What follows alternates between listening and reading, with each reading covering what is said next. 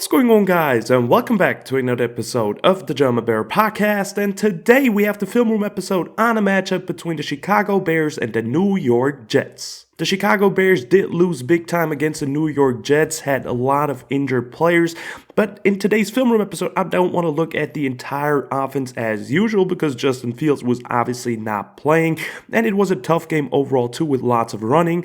But today, I want to focus on two players, as you saw in the video title. I want to focus on Chase Claypool's and Byron Pringle's performance of the game, and this was pretty interesting. Both had some tough catches, some nice catches, some good routes, and I'm excited to break this down for you guys. So without further hesitation, let's get right into it and start off with today's film room.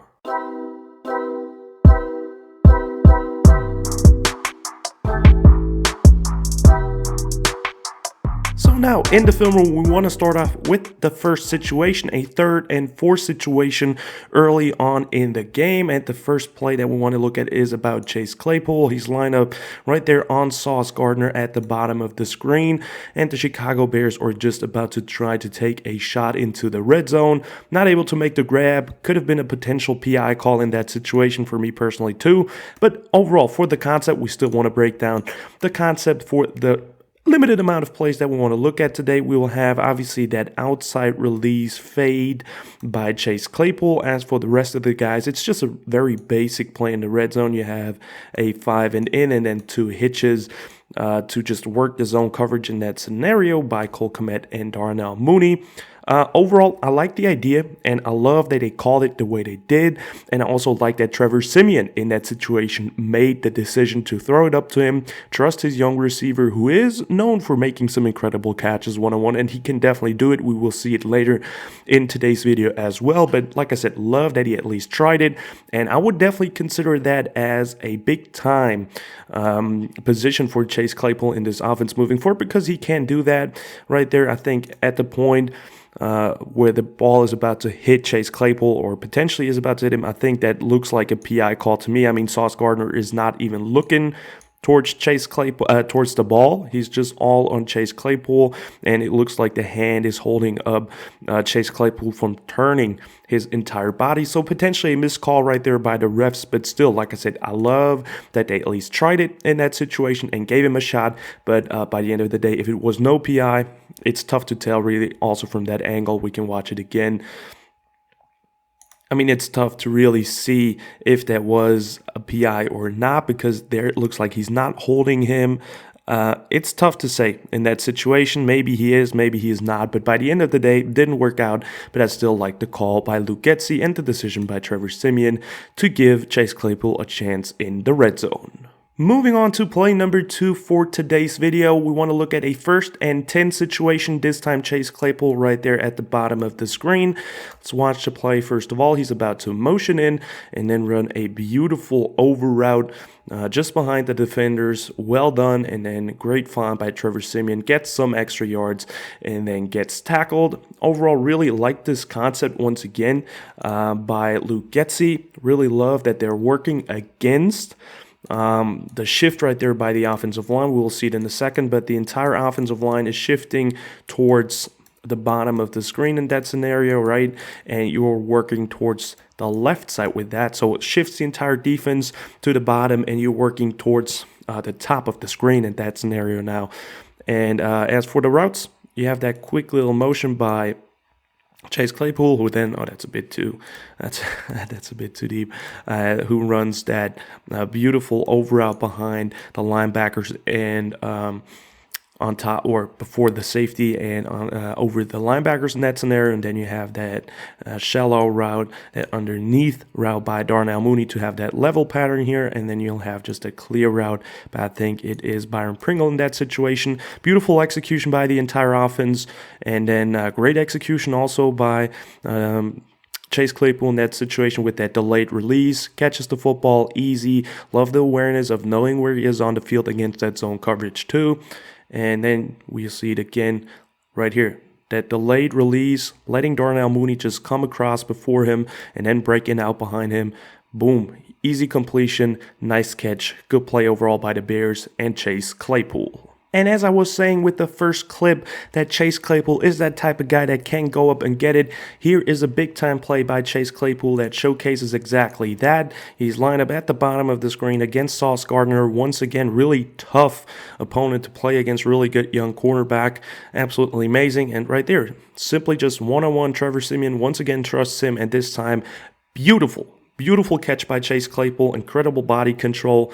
But first of all, before we want to break down this catch overall, we want to look at the concept. Obviously, really like this one. You'll have just two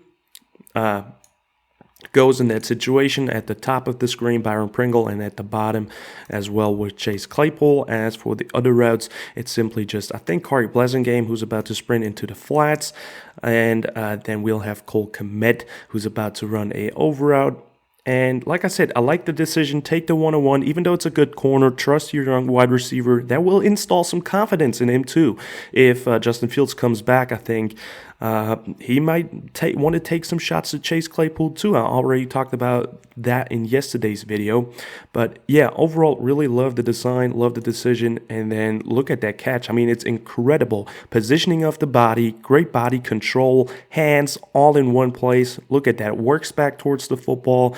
Perfectly done, beats the corner in that situation, is able to get him somewhat off of him, and then it's also, in addition, a PI called on Sauce Gardner, rightfully so in that situation. We have to be honest here. I mean, there's no denying in that too. And then, yeah, beautiful catch, sticks through it, even lands it on his back, which is a pretty tough catch too. That can definitely take the air out of your lungs in that situation. But there we see it again from the other angle, end zone angle.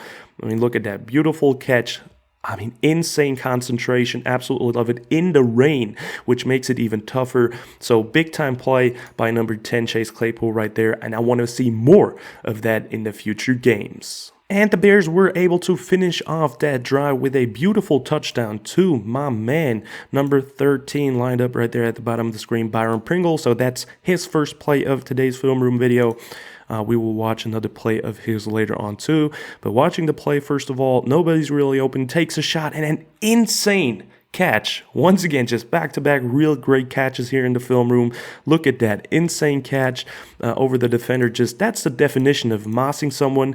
But concept-wise, first of all, we're in the red zone, right? 3rd and 4, you need, or 3rd and goal at the 4. You need a touchdown. You want to do everything you can, and you have a nice concept here. You have just that somewhat of a pick route there by Chase Claypool. You have a nice formation here with a nice personnel in with Darnell Mooney in the backfield, who's about to run just into the flats with that flat route. So you want to take those two guys, 1 and 2, out of the play with Chase Claypool and get him open, but it didn't work out fully in that situation. That's his first read, Simeon's first read. He has to get off of it because it's not getting open.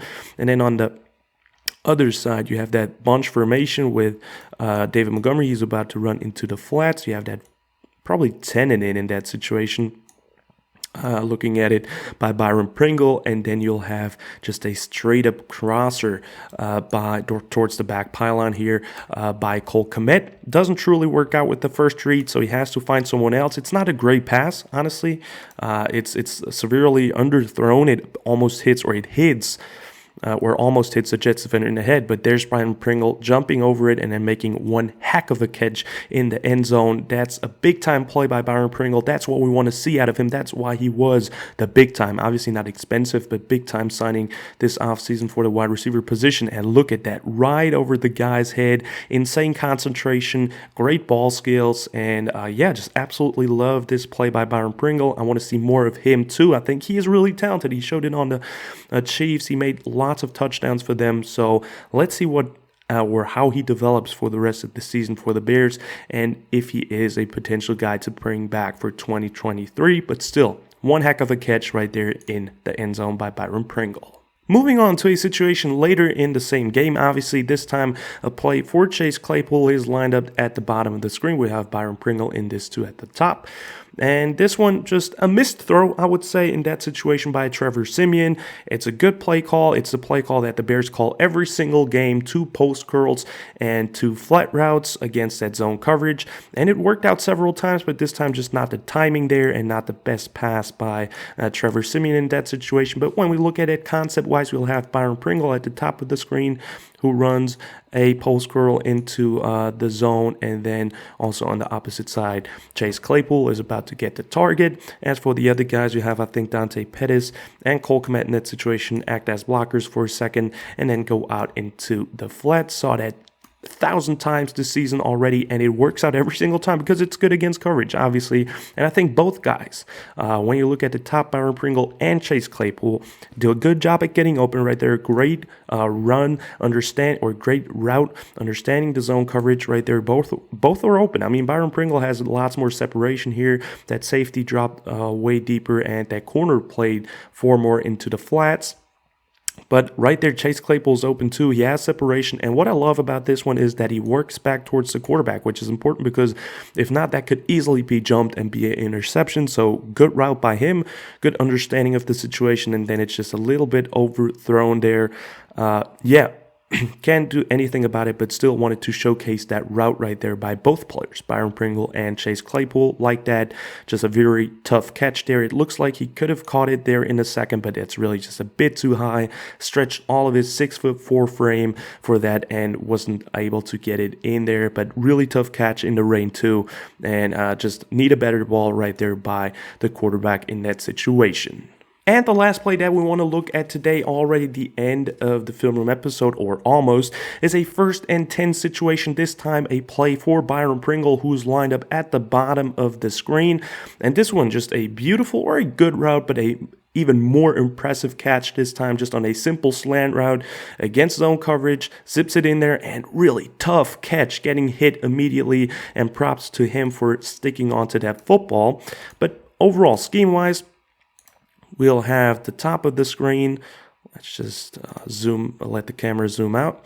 Right there we have at the top of the screen, looks like, I don't know who that is. Is that Velas? I don't know, but starting off with Cole Kmet, he's about to run straight up route, not really a slant because he's not really taking any steps, but just working towards the inside. Then you have a 3-step slant by Dante Pettis, and then at the back, which looks like I said, Velus Jones Jr., he's about to run a 5 and in, and then on the single side, we'll have the one-on-one with Byron Pringle and the corner with the slam, but they slide into zone coverage there, so really tough throw also for Trevor Siemian to fit that into that tight window, but good right there, really nice release. Doesn't get too much separation there still, like good coverage by the corner, but then boom, look at that, real tough catch. We'll watch it from the end zone angle too. Absolutely love that. And I mean, if Justin Fields plays this season and Darnell Mooney is now officially out, I think those players have to step up, Byron Pringle especially, and it looks like he definitely will. Look at that. Gets hit immediately. Very strong hands in that situation. Really tough catch. Love that. And I'm expecting some better games for the rest of the year. Like I said, especially with Darnell Mooney being out there. But right there, really nice catch on the slant. That's a big time play to help out your quarterback. So overall, for a quick conclusion, the game against the New York Jets was a really tough one for the Chicago Bears.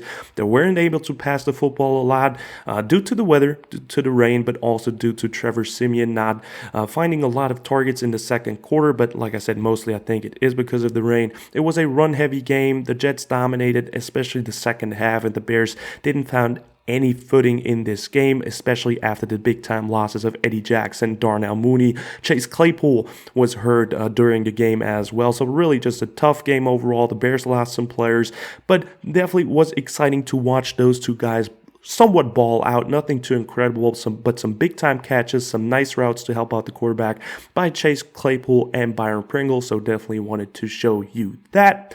And with that being said, that's already the end of the video, guys. I hope you've enjoyed it. Definitely let me know in the comments down below what you think of Byron Pringle and Chase Claypool's performance against the Jets. Like and subscribe if you liked the video. Check out Instagram and Twitter if you want to as well. And as always, guys, bear down.